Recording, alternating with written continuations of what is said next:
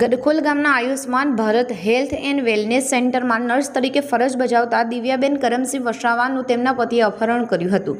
18મી સપ્ટેમ્બરના રોજ મર્ડરના કેસમાં જામીન પર છૂટેલા પતિએ દિવ્યાબેન સાથે જબરદસ્તી વાત કરવાનો પ્રયાસ કર્યો હતો।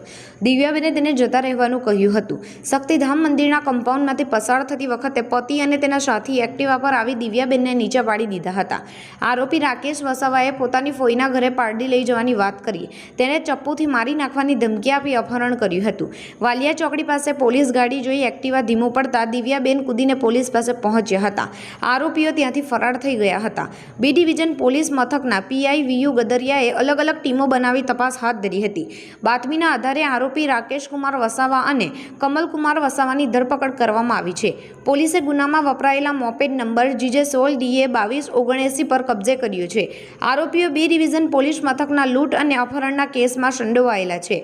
રાકેશ વસાવા અગાઉ પણ અનેક ગુનામાં સંડોવાયેલો હોવાનું બહાર આવ્યું છે।